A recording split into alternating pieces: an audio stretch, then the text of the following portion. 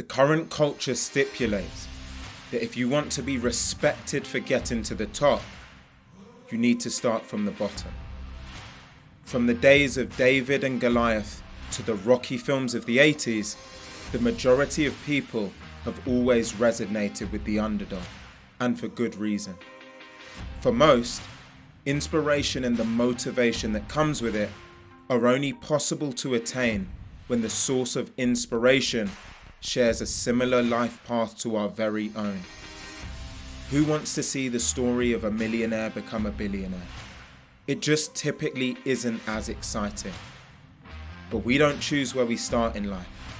And if the excitement that comes with risking it all is still present in the tale, the story of a silver spoon turned gold can be just as interesting.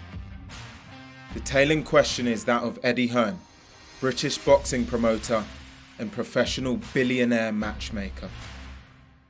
Hearn's early life could be described as one of relaxed privilege. Unlike many personalities that we've covered on this channel, Hearn didn't have to hustle hard to put bread on the table or to get his foot in the door.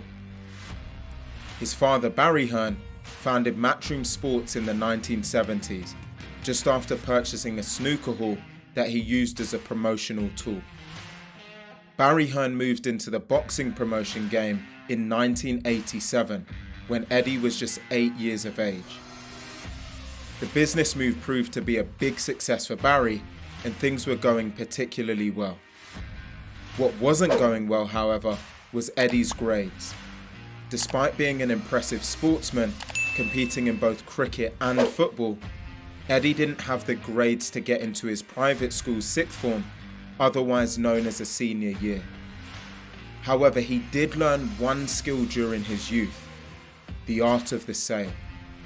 At just age 15, the young Hearn was selling windows over the phone to less than enthused clients in the local area, and he found some success at it. He was making a tidy bonus every single week through his consistency.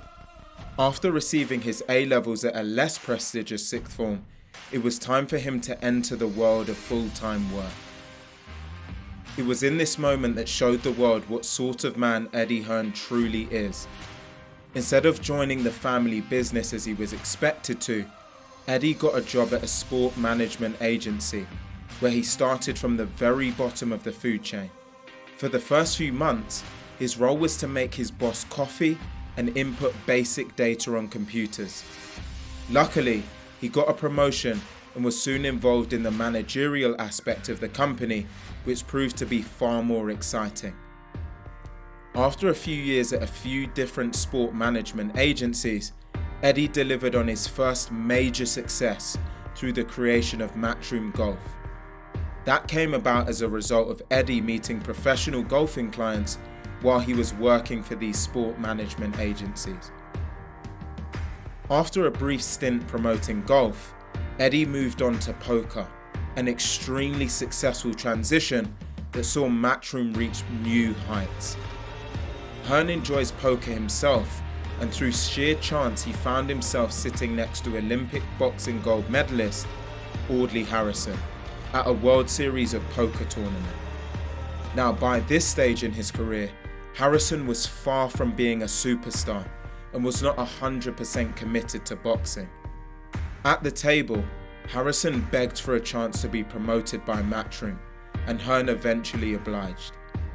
The two would map out a plan to get Harrison a shot at fighting British superstar David Haye, who would take Harrison to the pinnacle of the sport.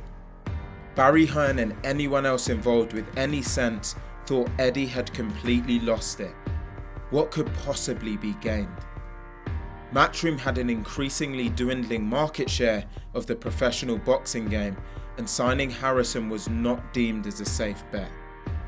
At 32 years of age, Hearn was taking the risk of a lifetime, facing national embarrassment and the collapse of one of Britain's oldest boxing promotions. Eddie's lucky charm, Harrison, successfully competed in a small tournament put on by MATCHROOM and was soon set to square off against the well-renowned David Haye, who had a marquee name at the time in the sport. Hearn started a whirlwind of a campaign to promote and build anticipation for the bout. He spoke of overcoming odds, of new beginnings, and ultimately redefining the future with a victory. Harrison was brutally finished in under 3 rounds and didn't land anything meaningful for the entire duration of the bout. The move to sign Harrison was an absolute disaster, ill thought out and ultimately embarrassing. The only saving grace of the fight was Hearn's charisma, despite his words having fallen on less than favourable fate. His promotion of Audley Harrison injected momentary life into the weary body of British boxing at the time, and it was enough to attract some attention from fighters who wanted to be promoted in the same fashion. Hearn's passion and love for the sport is what saved him from total and utter failure. But a salesman can't sell a bad product forever. He would be in need of talent. Thankfully, for Hearn and for MATCHROOM, talent would not be in short supply for very long. He was able to sign names like Kell Brook and Carl Froch just days after arguably one of the more humiliating days of his life. Hearn proved his toughness. If he didn't go to the office during the days after the fight and instead hid his head in the sand, we might not have been able to even make this video. His privilege was never a substitute for hard work, but rather a supplement. The next few years would prove to be extremely successful for Eddie, promoting some of the biggest fights in British boxing history. Fights such as Groves vs Froch and his sequel would prove to be huge box office hits, with 80,000 people in attendance and British box office records completely broken. Then of course, it would be time to introduce the giant in the room, Anthony Joshua. When Hearn met Joshua, the 6'6" fighter hadn't even won the Olympics yet, let alone turned professional.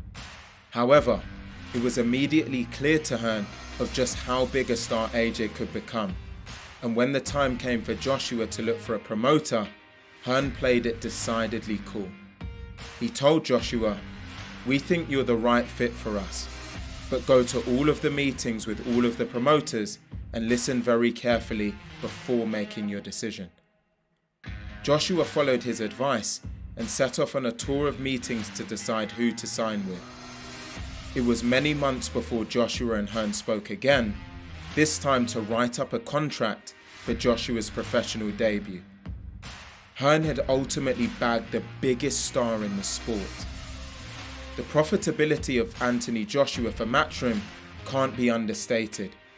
He sold out Wembley with 90,000 people in attendance when he faced Vladimir Klitschko in what will go down as one of the biggest revenue generating bouts in boxing history.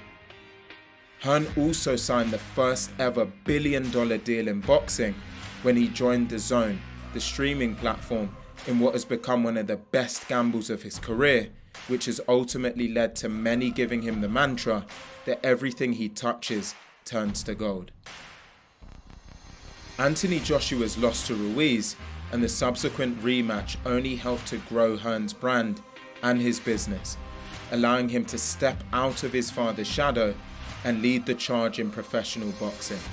He also got his revenge against David Haye for almost destroying his career when MATCHROOM fighter Tony Bellew knocked him out and into retirement. It seems all sunshine and rainbows for Hearn now, with 2021 looking to be an even bigger year. We've got Joshua versus Fury looming large over the British boxing landscape and many other massive fights to get excited about. The unnecessary hard work of his younger days has paid off. The pain and humiliation that can come when trying to step out of the shadow of what came before has created an enigmatic and exciting personality that is just as admired and loved by his fighters. Thank you very much for watching this video. I hope that you enjoyed it. If you did, please be sure to smash that like button and also hit subscribe. I've also left some links in the description box for some of the freelancers, tools and resources that I've used to help support the growth of my YouTube channel. Please be sure to check them out and support wherever you can. Once again, I hope that you enjoyed. Thank you for tuning in. Stay tuned for the next one.